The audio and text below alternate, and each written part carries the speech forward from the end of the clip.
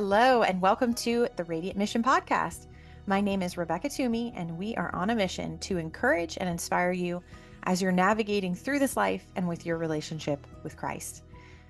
We have been in a series on homeschooling, and today we welcome Joanna Maliti. Did I pronounce that correctly? Yes, you did. Yeah. Perfect.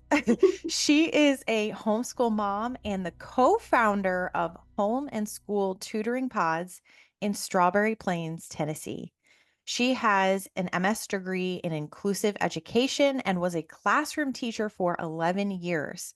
During her full-time teaching career, she was a teacher, mentor, K-3 team leader, school board, teacher representative, language arts content writer, and was awarded the Dean's Award in Education. For the past 5 years, she has been focused on tutoring students and supporting parents in their homeschooling journey. In her free time, she enjoys hiking with her husband of 16 years and 6-year-old daughter and reading a good book with a biscotti and a hot cup of tea. I love that. Joanna, thank you so much for being here today. Thank you for having me. This is really, really exciting because there are things that you and I were chatting before this that we've talked about a lot with homeschooling so far, but we Yeah. have not talked about the topics that you're going to really bring to the table today. And I can't wait Yeah. to hear more about, especially obviously from the tutoring pod side of things and what that looks like, but also from the student perspective and addressing potential learning delays or not learning delays or, Mhm. that side of things. So I'm excited for us to dive into some of this today. Me too. And thank you for allowing me to come on and kind of share some of that information so that we can help families feel more confident in their homeschooling. Because I feel like that's kind of an area that kind of people get hung up on is, can I do this? What if? Absolutely. Yeah. Absolutely. So stay tuned. I'm not going to ask about learning disabilities just yet. We're going to start at kind of the beginning with your Yeah. transition to full-time classroom teacher to homeschooling and to Yeah. co-founding your home and school tutoring pod. So, time commitment for teachers and students and time with your own child is super important, I know. So tell me a little bit about what inspired you to transition from teacher to homeschool. So when I walked into the first day of teaching, I was this confident teacher that felt like I could conquer the world. And I kind of held on to that until the end of my first year and felt like, I think I need to know more. I went through my bachelor's degree and felt like there was this desire to learn and know more. So I started getting my master's degree, and that was when I started the inclusive education. Well, as time went on, I noticed there were students who weren't doing well in school. They just weren't grasping, there were challenges. And so at the time, met with the administrative team that was, and I taught in private schools. Okay. I was going And to then, ask that. What types of schools did you teach yeah, in? yeah. So Were I they taught, religious private schools or just private school? they were religious. So we had, memory verses every week. We had chapel. And so it was a great environment to teach in. I feel very fortunate to have that background. Hmm. But Hmm. so I would go to parents and I would say, we need to explore some things that we're seeing and whatnot. So one of the reasons why I went from full-time teaching to homeschooling is I felt like the system was failing kids. The parents, were not able to support their child, but then when they reached out to the resources of the county, because private school students can get testing through the county, because your tax dollars pay for that. Hmm. Hmm. The school system, the private school system, or public school system would say, well, your kid is not 2 grade levels below, so we have no services available to them. So I would Hmm. come in with this first grader and I would say, they are not, showing progress or whatnot, and let's do some testing. Oh, well, as long as they can hold a pencil, that's all we're expecting from them at this point. And it's like, no, no, no, no, no, wait, we have to do more. So I kind of saw where the system was failing kids. Um, I saw how much wasted time there was during the day with a full-time teaching classroom. And I taught for 11 years before having my daughter. Okay. And in those 11 years, I said I would never send my child to school. because of the time that they're away from their families, the pressure, the academic pressures that are put on them. We had um, science fairs, history fairs, and then there's homework in the evening. And then there's just this, we have to meet certain standards and meet certain benchmarks by certain times of the year. And I just thought, this is so overwhelming to these little 6 and 7 year olds that I would never want to do that to my daughter or my son. Mhm. Or so I knew from day one that I would not be sending my child to a regular school. And then I remember teaching third grade, and there was this lesson about, it was a geography lesson and different landmarks and things around the country. And I thought, how amazing would it be if we could actually go to these places and do things as a family, with, Mhm. but it's all abstract. It's all like Mhm. hypothetical. Like, if you were to go to this place, you would see that it's not real life. There's no desire to learn those things. One of the things that we did this past summer was we took our camper, and for 3 months we traveled around the country and visited 11 national parks.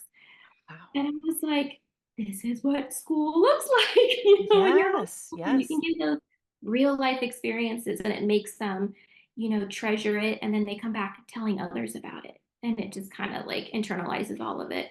Mhm. So, I thought, if I could be at home with my daughter and be her teacher, there would be opportunities for those like teachable moments. Like, we're in the moment, we're going to teach and learn about these things. And then we can spiral. We can go back to things we've learned before, things we're learning currently, and into the future. And so I just saw that, being a teacher had its benefits with my background in education, but Mhm. I also had the heart of homeschooling. Mhm. And I thought, how can I blend those together? And that's how Home and School Tutoring Pods was born. It was being a resource to families with my background, but approaching everything with the heart of homeschooling. That's awesome. So many things to unpack with some of the things that you said.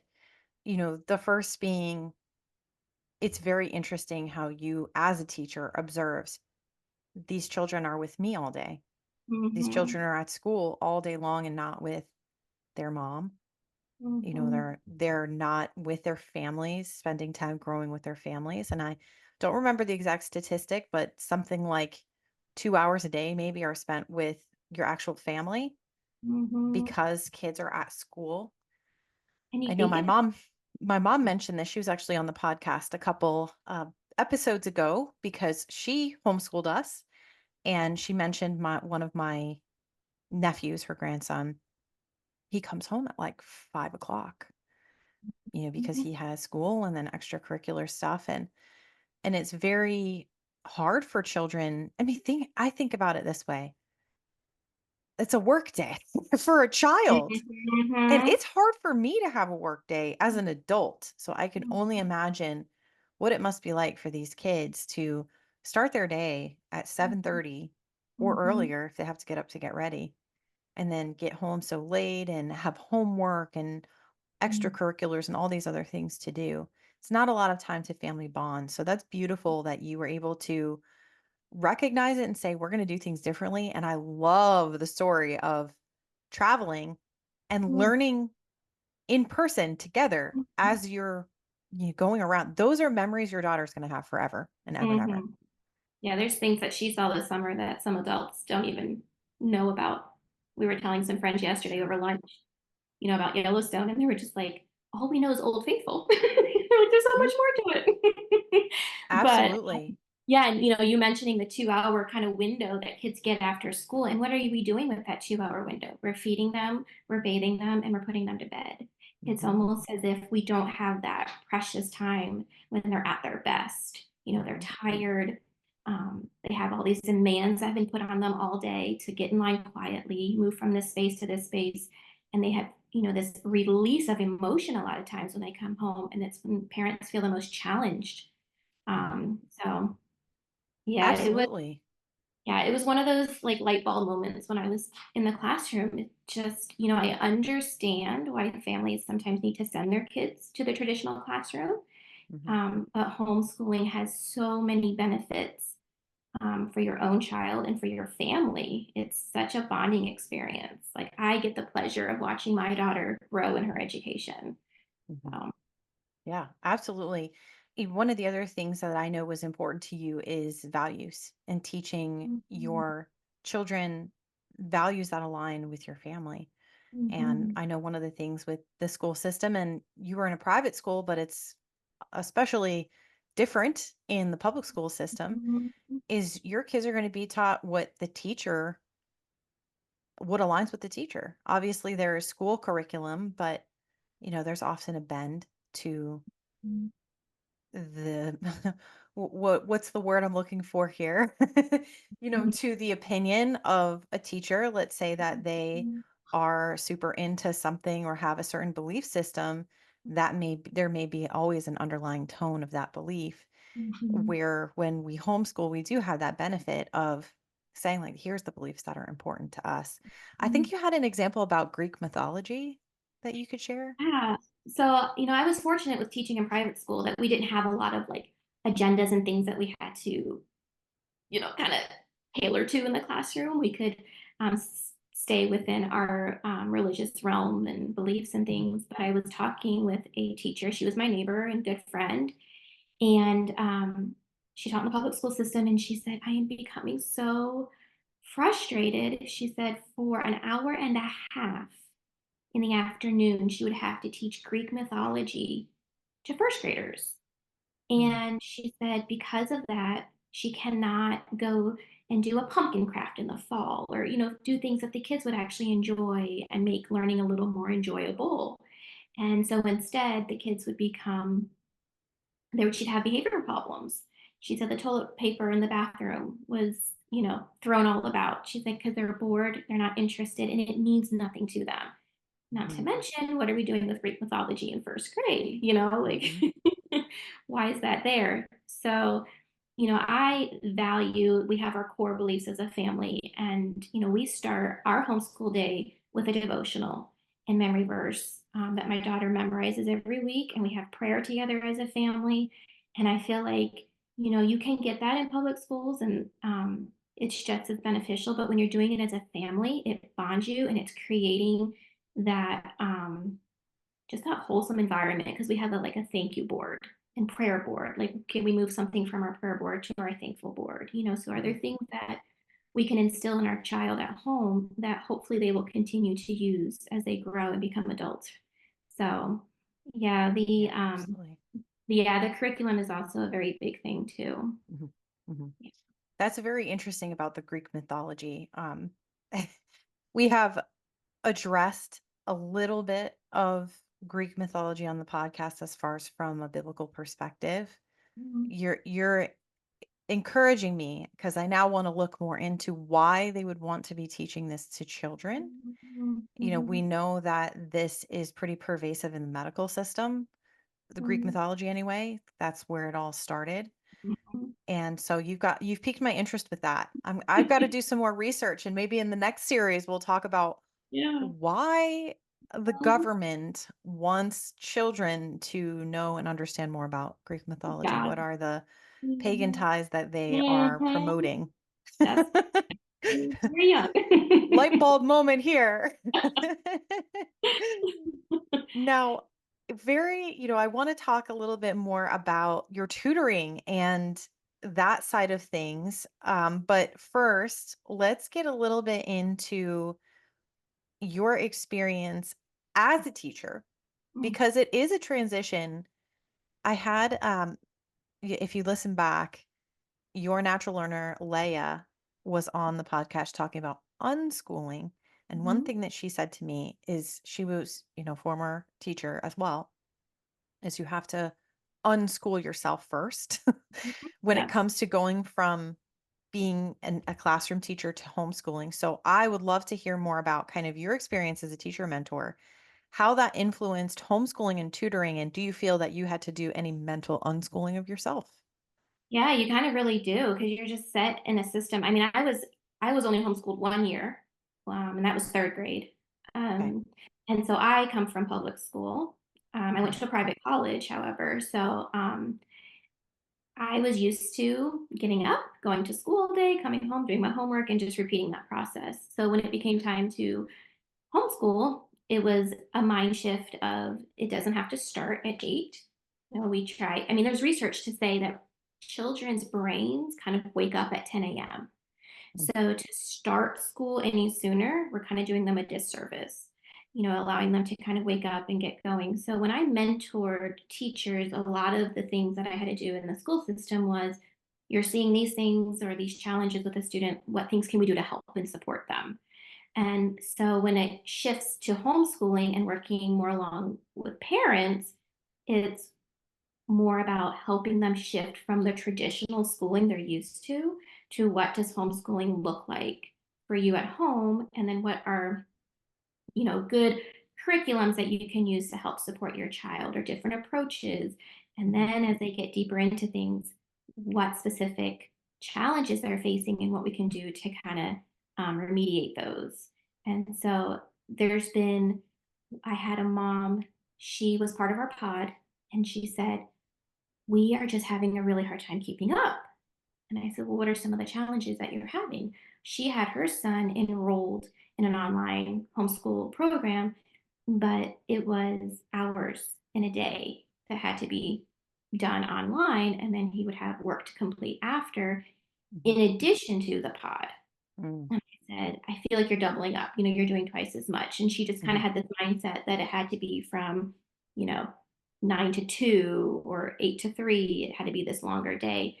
And mhm, so, we sat down and we looked at where he was academically and what we could do to support him and get him where he needs to be. And then I feel like the biggest thing that parents need to hear is you don't have to start school at 5.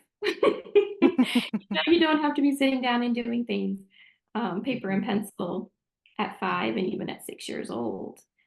So it's helping them know what homeschooling looks like, what are gonna be some good practices to put in place for their child, and kinda just how to organize it all, navigate it.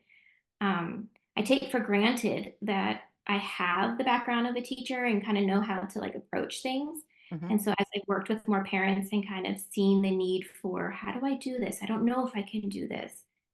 Kind of working them through what it looks like. I had a phone conversation recently with a mom that was interested in the pod, and she was pulling her kid out of school this year, and she said, kind of don't really like tell me what are my first steps. And I said, well, if your desire is to pull your kids out of school, you need to go through the process of that. I said, but you don't have to start homeschooling next week. mm, I said, you can give yourself 2 weeks because this was more of an emergency situation. She mhm, wanted them out immediately. I mhm, said, give yourself 2 weeks to organize yourself. They're going to learn and they're going to do things in those 2 weeks. I said, cook with them, give them things to play with that they can do engineering with. Legos will count. yeah, yeah, And so she said, I said, the state, every requirement within the state you have to look at, but I said it doesn't have to be 6 hours of paper and pencil. mm, Homeschooling can look different for every family. And so we kind of worked through what that would look like for that family. And she, by the end, was like, are you serious? That's what it looks like? Because they just have this mindset of like, well, my kid has been used to going to school from 8 to 3, and I need to replicate that, in some way. And it's not, it's totally different. So, giving families ideas on best resources if they are facing some challenges, sitting down with families and giving them support if they need to talk to another expert about something more specific. And I know we're going to kind of dive into that a little bit later, but kind of using the science of learning to help families. So yeah, yeah. yeah, I really enjoyed being a teacher mentor, but I think I enjoy working with parents even better. I bet, because there's a lot of things that you've learned that you can impart and pass along. You're teaching Yeah, other parents yeah, in a yeah. way that I'm is helping to benefit their children, which is just Mhm. amazing. And I'd love to talk about the days, right? The hours, the amount of time spent each day doing school, right? Mhm. And I remember learning this in so I went to graduate school for English. I started out in English education and I changed my mind on that. A couple episodes I talked about how it is ironic I was homeschooled and then for a period of time I thought that I would be a teacher in the Yeah. public school system. was in it briefly and then was like, no way. Yeah. But one of the things that I remember talking about is that attention spans in college age students, not even Okay. elementary school, was around 30 to 45 minutes. Mhm. And then after that, they're checked out, right? Mhm. And that's, I think, a lot of the reasons why they rotate kids' classes so frequently, right? Because they're thinking, all right, we'll teach on this, then we'll rotate to the next thing, and then to the next thing, and to the next thing. But how crazy is it if we think about an 8-hour day for a child? Mhm. I mean, Mhm. how much of that are they really absorbing? And then to Mhm. think about the history of school, right? People weren't always going to school here in America. In the pioneer days, they were certainly not going to school and attending school and learning, you know, the same things that we're learning now. They were working with the family, working on the farm, building things, Mhm. creating, cooking, all that. And as those single room schoolhouses started to come, what was that? A couple hours a day that they were going? And now here we are 200 years later, and kids are going to school from 7 to 3 or 2:30, whatever it might be. I would love to kind of hear your just even just opinion after being in this atmosphere, and just to encourage, like you just did, just encourage parents that school does not have to be an 8-hour day or Mhm. even a 6-hour day. Mhm. When I was Mhm. homeschooled, my mom did not wake us up. We woke up when we Mhm. woke up, which was usually around 9, sometimes 9:30, and we would start just like you did with devotional, Bible study, and then we would, go get into our work. And Mhm. however long it took us was how long it took us, Mhm. right? We had the lesson plan for the day, and I was very much the type that I wanted to just get it done as fast as possible Mhm. so I could go work on whatever project I was in the middle of. I Mhm. love to Mhm. sew. I love Mhm. to do crafts and, make little pot holders and different things. And so it was get it done in an hour, hour and a half even. And Mhm. that was enough because I Mhm. was able to get through what I needed to get through. So I'd love to just kind of hear your thoughts on that. Yeah, the thing that I think most families are surprised by is how much you can get done in such a short amount of time. I mean, we're talking about 11, 12, 15 minutes max from math. We're talking about 10 minutes for writing. We're talking, we're Mm, doing what we need to support and build our kids to where they need to be, and a progression from kindergarten up.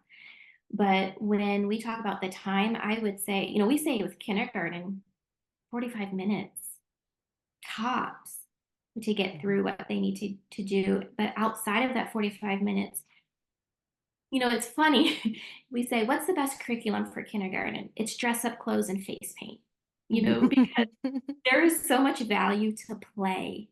Mhm, Their minds are still in this stage of wanting to be so imaginative. They're mhm, curious. They want to explore. They want to see what happens if I, take a bucket of dirt and I mix leaves and sticks, and that's why I appreciate some of the other resources to parents, like the outdoor schools and things like that, because it gives mhm. kids other options. But Yeah. outside of, the paper and pencil work, homeschooling can be the zoo. It can be your backyard. It can be a play date. It can be them riding their bike. And so, yes, we have Mhm. our state requirements when we're talking about those hours. Sure, sure. Yeah. you know, Yeah. we have our 180 days we have to mark off that we did, but Mhm. don't think that 180 days of 6-hour book work. Mhm. I think there's value to picking up a pencil and writing a sentence. Like we need to learn good finger spacing and letter formation, but outside of the little bit that they need to do each day, there's so many fun things. Play-Doh, you're working on the same hand strengthening doing Play-Doh as you would holding a pencil and doing handwriting. And I would argue Mhm. that Play-Doh is even better. Mhm. So, Yeah. um, and there's research that says if you are trying to teach something and you are doing it with paper and pencil, kind of a traditional way, it could take 400 exposures for that connection in the brain to happen. Mm. But if you do it with play, it could take as little as 10 to 20. So Wow. when you're integrating play and real life experiences, that is all counting as homeschooling. That is the benefit of taking what a traditional 8-hour school day would look like down to 45 minutes or an hour and a half and addressing Yeah. which is what needs to be done. Yeah. When I homeschool my daughter, she's 6, we address, the reading and the writing, the math and all of that. And then outside of that, she gets to choose what does the rest of her day look like. Hmm. And she found an Amazon box the other day and she drew out how it was going to turn into a car. And Hmm. she took her manipulator, her magnetiles or her toys and built this car with this box and a steering wheel. And I thought, my husband and I joke, we say, check, homeschooling's done for today. Like that's counting. That's engineering. Absolutely. That's math. Like, so in our family, it's a joke. Check, homeschooling done. I love that. I love that. My daughter is almost 5 and she is very much the same way that she loves to create. She'll come to me, "Hey, I have this little dolly. I want to make her a house, but it keeps falling down." Hmm. And so we go over to her Duplo blocks and say, "Okay, well, what can we do to make this stronger? Let's Hmm. talk about the base and how to make this base stronger." And Hmm. it's all play to her. But for me, it's also a learning opportunity to teach her a couple of things about architecture, I guess, right? Yeah, Building structures and how to make how things work. yeah. We call And those, love that. yeah, we call those teachable moments. That's right. Where we're going off of what their interests are and turning them into Hmm. teachable moments. And like you said, without them even knowing. Hmm. And yeah, so the best part is subscriptions too, like the excitement that can still stay with learning because they don't even know that they're doing it. Nope. Like Oh, you're getting a totally. magazine in the mail and you're like, so exciting. You're going to learn about these different things, or you're going to get the subscription box in the mail and it's going to, inspire you to want to know more about something. And it's just those, yeah, interest driven, teachable moments. And it doesn't have to be paper and pencil for 6 hours. Yeah. Absolutely. Mhm. Absolutely. My little girl loves Play-Doh too. She could sit there for an hour and just make and create Mhm. and do things, and it's so cool to watch her figure stuff out, right? And like Mhm. figure out how to use this new piece or how to use this stencil to do something or how to use the little cutter or whatever the case might be. She's into scissors right now. She has kid scissors and Oh, I it's love great for her scissors. dexterity, right? She's Oh, learning how to do things yes, and she will spend an hour just cutting yes, things, just practicing. yes. But it's cool to see how far she's come in just even I would say the last month with using scissors. It's like Mhm. you don't think about that as a skill when you're an adult because you've been using them for your whole life, right? Yeah, But to yeah. watch a little child learning how to use them for the first time and go from just making cuts to now she can cut things out or Mhm. now she can knows how to cut off a tag on something or whatever the case may be. That's cool. I mean, Yeah. it's small, but Mhm. maybe that might not be the thing that I would appreciate as much if I wasn't a homeschooling mom. Yeah. Scissors cutting uses both sides of the brain at once. So you want to talk about two birds with one stone. If you give your kid scissors and have them cut, you're actually developing both sides of the brain at the same time. And so when I hear parents, oh, the scissors are kept up on the shelf, it's like a momentary use. It's like, please no, do it all the time. Scissors are great to Yeah. have for kids As to long as use they're not cutting the curtains. or their hair.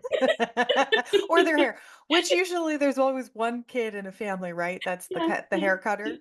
yep. I got to explore that. Too Yeah. funny. Well, I want to ask you about your background in inclusive education because I know that that was something that was very significant in your career. I'm sure people are wondering what does inclusive education mean? So first, Yeah. please kind of define that a little bit for us. But then can you share more about how you help support families that are homeschooling and perhaps have mild learning disabilities or just, whatever knowledge you want to share about learning disabilities and school and homeschooling. Yeah. So when I was after my first year of teaching, kind of felt like I was a teacher, standing on one leg. I didn't feel solid. And I had these kids in my class that I felt like I wanted to provide more support for, but just didn't know how. And so when I started exploring different avenues I could take for my master's, inclusive education was one of the things I stumbled upon. And it's where students could stay in my classroom and I could provide support. I was not a special ed teacher. Those are more pull out services, but it kind of just gives you, as an inclusive ed teacher, more resources and strategies and things so that you can support your students and maybe be proactive in them needing pull out services, or kind of be another opportunity for them to get resources they need in addition to a pull out service. So it's kind of maximizing my time with them. Um, and so when I meet with families or talk with what challenges they might be having, my background in inclusive education first identifies possible learning disabilities that can be there, kind of like the markers, Okay. and then kind of help them navigate how they're going to go about finding out if their child has a disability, what resources are available, and then kind of best approaches for them who are at home, like what curriculums are the best. So a lot of times I'll see parents asking for tutors. And the biggest thing, is you Mhm. want, and I tell my families, you want an Orton Gillingham trained tutor when it comes to reading, or you want a systematic approach when it comes to phonics. I don't know if you're aware, but I know here in the state of Tennessee, we've, for the past 10 years, have had declining reading scores. And so the initiative now is to bring phonics back into the classroom. Hmm.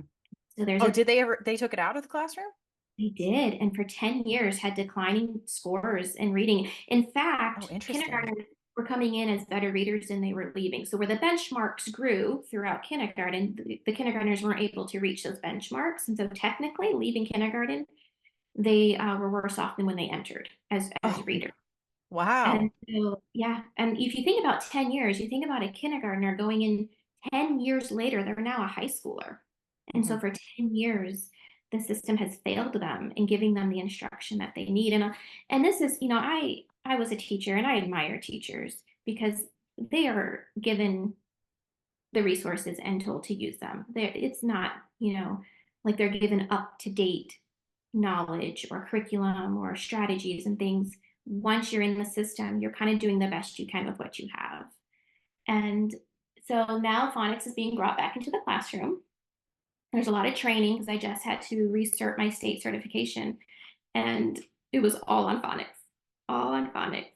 That's So so interesting. I wonder why they took it out in the first place. It was working, wasn't it? it was. I went through school whole language. So we're a whole language generation of here's the word, learn the word, kind of like a memorization type of approach. Okay. Okay. 'Cause now it's more kids don't have word attack skills. They don't know kind of the structure of language. And Hmm. so with teaching in the private school and having my background in inclusive education, the importance of phonics.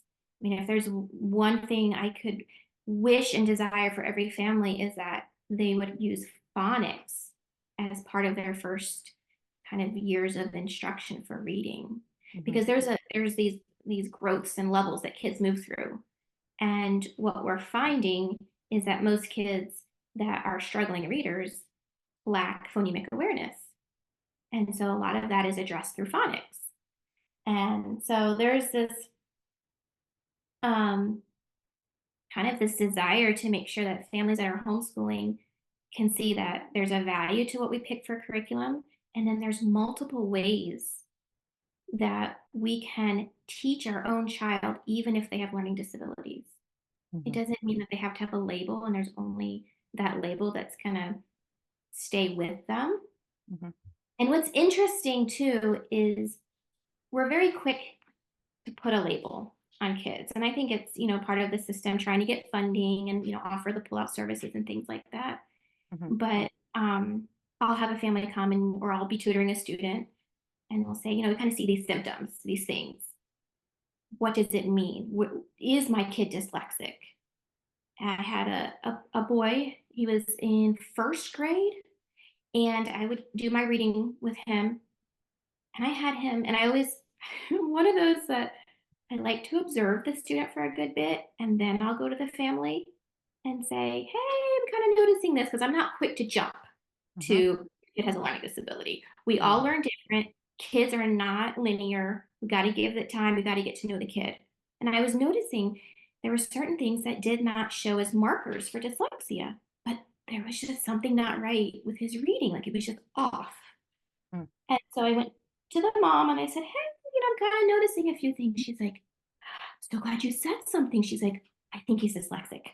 Like it was her immediate response. "I think he's dyslexic." And I'm like, "Well, I'm not sure that he is." And she's like, "What do you mean?" Like, we automatically assume challenges with reading equal dyslexia. Mm. And that's not the case. That's not always the case. There's so much more developmentally that's going on with kids, Mm. not just with the brain, that symptoms, so to speak, or markers um, don't always match the label that we're used to giving kids. And so, with my background in inclusive education, I like to work families through that process of like, what are you seeing? And what could that mean? And what are the steps we can take to kind of support and get answers? A lot of families do want answers. They want to know what's going on and how they can then support. But definitely, help with curriculum choices, making sure that kids are getting multiple exposures. Some kids can learn with seeing something 7 times and it goes into long term memory. For some kids, it needs to be 500 or a Mm. 1,000. It's Mhm. not always the same for every kid. So we have to look at, you know, are we exposing? Are we giving them multiple opportunities to learn things in different ways? Um, Mhm. and if some of those challenges still keep arising, then, I kind of can coach families through what our first steps. Are we going to look at occupational therapy, physical therapy, vision therapy? Are we going to eventually get to the point of some further evaluation? But let's, look at some other options first. Are we doing what we can to support at home first with hands-on learning and things like that? Mhm. There's a Yeah. gentleman, his name is Gardner. It's multiple intelligences. You may have heard about it through Mhm. some of your training, but like I'm a visual learner. So if you try to tell me something and then walk away, I will probably only catch 50% of what you were trying to tell me. But if you Yeah. show me, and I even have the opportunity to do it myself, then I'm going to grasp that so much better. So it's Mhm. also about finding what kind of learners we have. Is our kid more musical? Are they more tactile? Do they like to manipulate things with their hands? So those are some of the things that, I'll have families try out first. Like, let's look at how we're approaching things. Absolutely. Learning style is super important because, like you said, some people are visual learners, some are auditory. I know my husband, he could just hear something and he learns, but that's not how I am. Then there's also, reading and writing or the Mhm. kinesthetic having to Mhm. do. And I'm very much more like you, where it's visual and kinesthetic in some senses for me. I learn by doing and when I'm doing things. And kids are growing, right? And they're changing. They may not have figured it out themselves yet. It's not like they could say to us, "Oh, well, I need you Yeah. to tell me, or I need you to show me, or I need you to play me a song and I'll learn." They don't Mhm. know. And so That's it is right. up to us to help Mhm. figure out what's the best way for them to learn, right? Mhm. Yeah. So that's the fun part is we get to know each kid both, Mm. in this setting as the teacher and parent of our own child. And then what I like about the pod is that parents have a resource to say, this is what I'm noticing. This isn't working. Can you help Mhm. me? Mhm. Um, some families And will what say, can you define for listeners what the pod is? What does that mean? yeah, so I know the term co op is used a lot. Okay.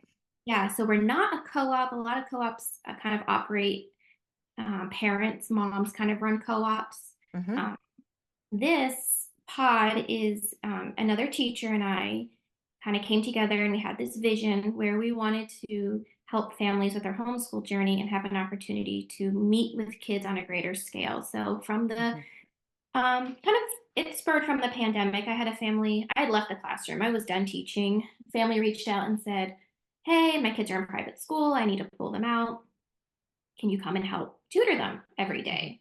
Kind of be their Mhm. private tutor."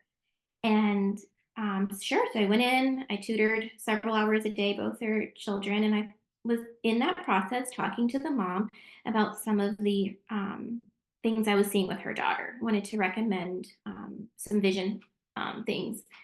And I thought, wow, oh, I think I could do this on a greater scale. I could probably help more families at one time. So the pods were created in that each of our, I guess, classrooms, you could say, are pods. There is Mhm. a tutor.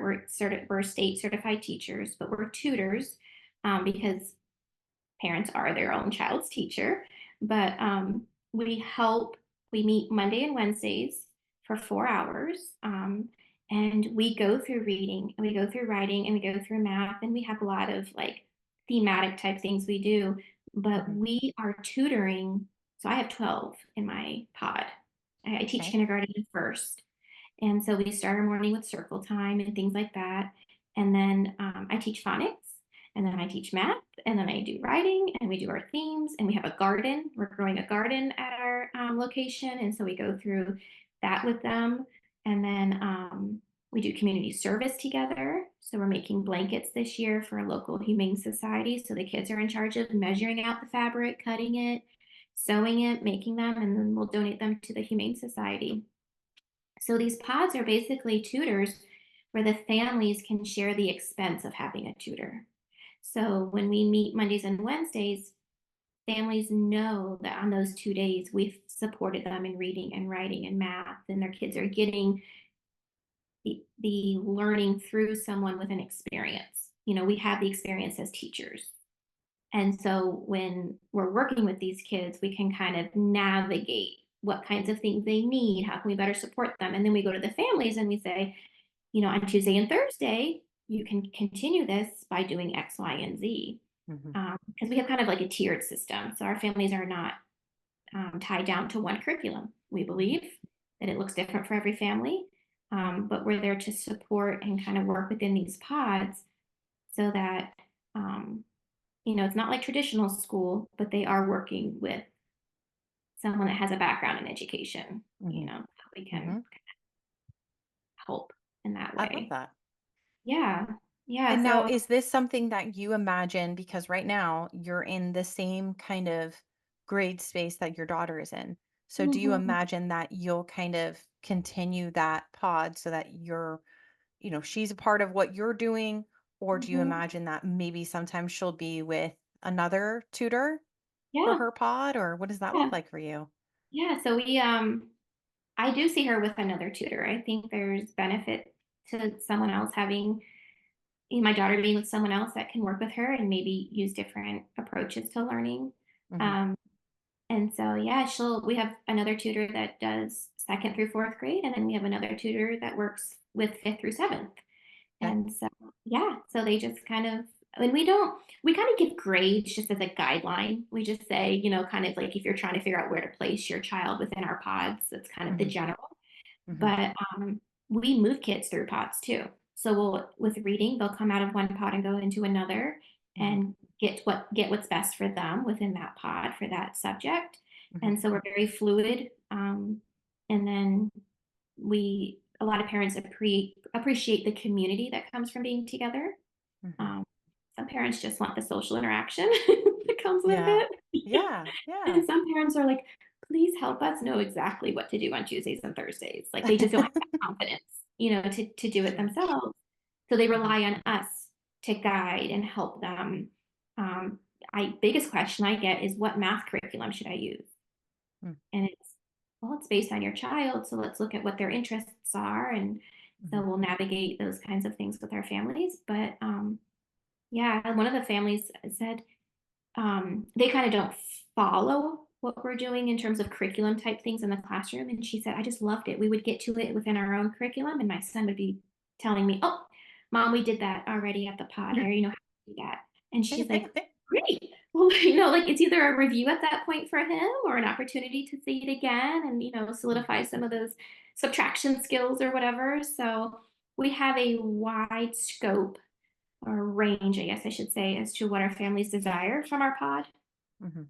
But we are all prior teachers. We Mhm. all worked in classrooms, left to be home with our kids, and have a desire to homeschool. So I yeah, love we just that. kind of blend it all into one. Y'all are like a super co-op because you're it's like Yeah, the mom I'm not trying to put anybody down here, but moms that create co-ops I love. And this is yeah, like the, teacher yeah, moms that yeah, have a very similar it's similar but different, right? Because there's yeah, a tutoring aspect to it. There's a, you have a very strong educational background in schooling. So anyway, that's yeah, awesome. I love it. yeah. Now, I want to go back to learning disabilities for a second. First of all, I have to know, it's been eating me up to know what happened with the little boy who the mom thought was dyslexic. Did he actually have a learning disability? So no, he didn't. One of the so I'll just dive into kind of the thing that is most amazing when it comes to helping kind of navigate, does my child have a learning disability? Okay. Because like I said earlier, I feel like there's a lot of labels that are thrown around and we're not addressing some other things first. So I'm going to kind of give a hypothetical situation. We'll just say student A, right? Okay. Um, and you can just imagine this maybe as your child or someone you know, and Hmm. they're constantly losing their place when they're reading. This is a big one, reversing letters. We always hear that as my child is dyslexic, they're reversing B and D or P and Q. Their reading comprehension is not where it should be. They're substituting or confusing words when reading, or they might see the same word twice and scramble the letters and things like that, or drop off an ending to a word or the beginning letter, or they have a short attention span, difficulty copying from a list that they see. Where does our mind go to first? We would say, oh, that kid is probably dyslexic, right? Like, Okay. especially with the letter reversals. Hmm. So, what I like to mention to my families that have some of these concerns is something called an eye tracking test. And this is what I did with the family that I tutored for when I first started getting back into teaching. I said, I want to recommend that you go get your child's eye tracking test done. And they said, oh, they had their vision tested and it came back normal. And so a vision test will test to see like our depth perception and things like that. Whereas a tracking test will actually check how our eyes are tracking Mm-hmm. across a space. Because one of the most common vision challenges with kids is tracking. And 80% of a child's learning is visual. So if Hmm. we're not addressing their tracking, then we're missing out on a big part of what we would think would be a learning disability when really it's just a Hmm. tracking thing. So there was a study, it's out of the Journal of Child Neurology, it's 2017, and it says in there that 156 kids out of 327 first and second graders scored below the 50th percentile in eye tracking skills. 50 percentile, which Wow. then correlates to poor performance in reading and comprehension. Hmm. And so I'll, advise families if you're seeing some markers of like, I think my kid might be dyslexic, they're reversing letters, or you're not able to copy things. I almost feel like it needs to be standard with a vision test. When we take kids to get their eyes and ears checked, it should just be standard that they have a tracking test done at the same time because it can answer so many questions as to why reading fluency and Hmm. comprehension and things like that are challenging for some kids. Okay. Um, and the remediation for that is vision therapy. And sometimes it's 6 weeks and that's it. That's all it takes is 6 weeks of vision therapy. And a lot of it can be done at home. Oh, interesting.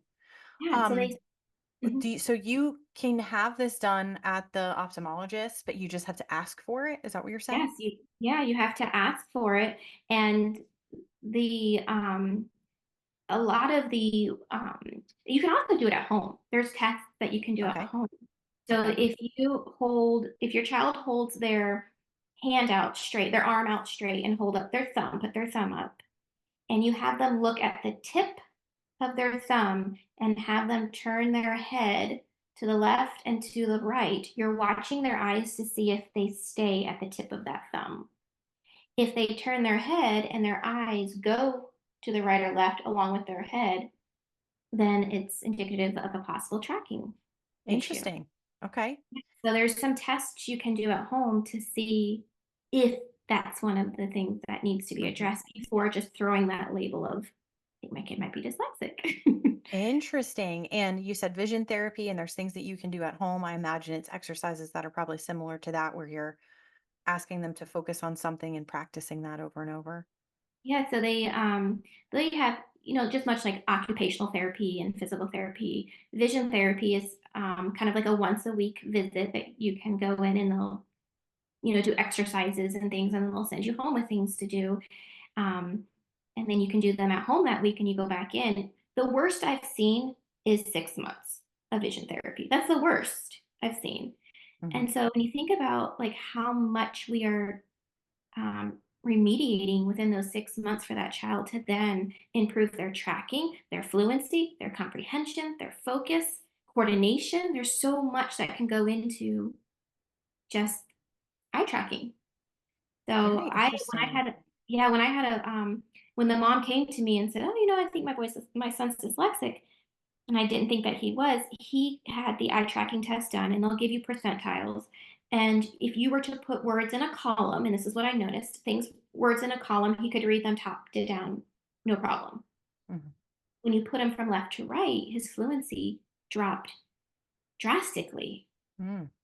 But he was very, you know, he could tell you about pretty much anything, very bright. He could write. I didn't see reversals in his writing. And so that's when we had the eye tracking test done, and he scored less than 1 percentile. Wow. His Oh, eye wow. tracking from left to right was pretty much non-existent. Oh my goodness. And Wow. once he had his therapy, he was the one that had 6 months of therapy. But the mom was just over the moon excited. She's like, I didn't know this existed. I didn't know this was a thing, to Mhm. have eye tracking done, to Mhm. test for that, and then to see that the remediation for that it's very short. It's very Mhm. easy. Um, and even if you're not having it done in office with someone, there's, exercises and things you can do at home. Much Mhm. like the thumb, being held out, you can get a popsicle stick with a sticker at the top, and you hold it out, and then your child will look at the sticker that's at the top of the popsicle stick, and you start out small with short left to right head movements. And while they're keeping their eyes on that sticker, and as they improve, then you expand to larger head movements to the left and right while they're looking at the sticker. And then you can move to angles. So now you're moving the popsicle stick to the top left, top right, bottom left, bottom right, and they're following that popsicle stick. And you're working on that. Basically, you think of it as like going to the gym for your eyes. We go to the gym, Wow. work out our muscles and our arms Yeah. and legs. These are eye exercises that improve the eyes for tracking. That is very interesting. I have never heard of this before, so I'm learning as we're talking. It's very, very interesting. It has me wondering, is this something that's always existed or been around, or do you think that this is a result of our lifestyles, of kids watching TV, or what are your thoughts? It's funny you asked that because my mother-in-law just came back from the eye doctor last week, and she said they want to give me eyeglasses with prisms in them, and that's one of the therapies. So they're different. There are two different approaches to eye therapy. One, they'll give you exercises and kind of improve the muscle, I guess, or whatever of the eye, whereas the other approach is glasses with prisms in it. And this is something I always encourage my families to research and choose what's best for them and their child, because we all Mhm. have different opinions when it comes to different therapies. And she said, he wants to put me in glasses with Prism. And I said, did you have eye tracking challenges as a child? And she said, yeah, I remember them holding out a pencil and having me follow the pencil. And I thought, oh, I know what that is. you know, so I think it's been around. I don't know. I mean, I'm sure there's research out there about what causes it. I feel like it's more prevalent. I think it's always been there, but I think we're seeing more of it for sure. But I Now we're don't starting to know. understand it. Yeah, I don't know. Also like W sitting. So kids that sit with their kind of legs spread out, where they're not sitting like with their legs tucked underneath them. They're kind of like flared legs to the side. It's called W sitting. Okay. Pretty indicative of a eye tracking. So it's Oh, like that interesting. midline. Yeah, there's like that midline thing. Um, so in my own research as a mom in trying to choose my prenatal vitamins, had come across midline defects. You know, if we have marker, there's certain things to look for when kids are born. If they have a stork's, what's it called? A stork's kiss, I think it's called. Okay. Yeah, anyhow, there's midline markers. And so folic acid, from my understanding, in prenatal vitamins can kind of mess with the midline development. And that's what eye tracking, W sitting, and a few other things are from. It's the Hmm. midline, the crossover, brain hemisphere type things. So Hmm. yeah, I'm not, it's funny you asked that question too, because I had the same thought. Is it our vitamins that moms are taking, prenatal? Hmm. Something that they are in those vitamins that are Yeah. with the development of babies? Like, yeah. That is very interesting, and that's a definitely interesting conversation. We love talking about birth and pregnancy Yeah. on this podcast too. So Yeah. you're right on track here. But you brought up folic acid, which we are told by the medical system to take a prenatal because you need folate, but folic acid is not folate. That's right. Synthetic. And people just don't, don't think that through much. This is not a judgment because you're told by your OB, take Mm-hmm. you need folate and this has folic acid in it, but you're right, it's synthetic, it's not the same things. Our body doesn't process it the same way. It doesn't give us the benefits of actual folate, which comes from food, from Mm-hmm. actual food that we're eating. So if you're pregnant right now, definitely look into foods that contain folate Mm-hmm. versus folic acid. There's more and more studies coming out, though, of issues that are arising from mothers taking folic acid, Mm-hmm. which makes sense. It's synthetic. Mm-hmm. And man, I was just watching this video last night about how all of the big box store brands supplements, like Nature's Way, Nature's Made, everything's called Nature something because it's greenwashed, but Mm-hmm. they are all owned by pharmaceutical companies. Mm-hmm. Bayer Mm-hmm. and Monsanto is even affiliated with some of them. So it's very important when it comes to prenatal health to get your sources from actual food, if at Mm-hmm. all possible, and not from these synthetic pharmaceutical company created lab made vitamins that aren't actually nourishing your body. There's this illusion that it is because it's called vitamins and that's what the bottle says. But there are so many other great sources. I know Whole Foods has some good options if you're going to take a prenatal. I personally do not take prenatals. I take supplements that I know my body needs, right? Like I take beef liver capsules, for Mm-hmm. example, or it just depends on what my body needs at that time because I think that the prenatal is Mm-hmm. a marketing gimmick. And every woman's body is different, and we're all going to need different things. And if we can source vitamins from real food, we're going to do the best service to our Mm-hmm. bodies. But now I'm on a tangent. Well, and I think there is a connection, I think, to what we've been told, what we're doing, and where we see things going with learning disabilities. I was taking a master's class, I don't remember the name of it, and there was a chart, and it was learning disabilities and how they're on the rise. We see more and more of them. And then you take the vaccine schedule, Mhm, look at that and how that's on the rise. And then mhm, you put those two charts on top of each other, they could be the same chart. So mhm. there's a lot that I think, we do the best we can with what we know. But one of the things we do see is more kids struggling with learning. There's, some of that showing up even in homeschooling, even though they're home with their parents, but it's the best place for them to be because even though moms are not quote teachers because they don't have that education degree, my degree does not make me a better teacher than or you are going to see and recognize what's challenging your child. Mhm. And then, as with anything, we're going to go and find the best resource on how to fix that or Yeah. remediate it. Like I said, with vision therapy, we're talking 6 weeks to 6 months, and we are just doing so much with that therapy. Um, so Mhm. that's one of the things about homeschooling is we're going to recognize some of those challenges early on, and early on, saying I have a first grader that's having these challenges. I go to the county, have the test done. Well, we can't help them until they're 2 grade levels below. Mm.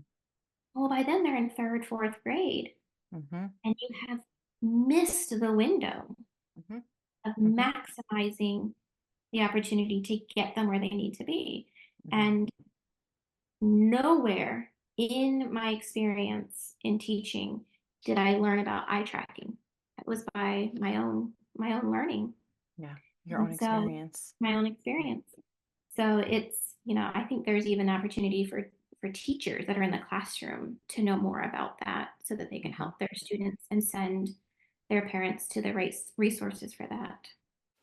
Thank you so much for listening to today's episode. As you can hear, Joanna and I are having a wonderful conversation, but there is more to come. So please stay tuned next week for more from Joanna. And if you would like to reach her in the interim, you can do so at her website at homeandschooltutoring.com or on facebook.com/home and school tutoring. And of course, as always, we invite you to follow along outside the podcast at The Radiant Mission or The Radiant Mission Podcast on Instagram, Facebook, and YouTube. And today we are going to close with Romans 15:13. May the God of hope fill you with all joy and peace as you trust in him, so that you may overflow with hope by the power of the Holy Spirit. We're wishing you a radiant week, and we'll see you next time. Bye, everyone.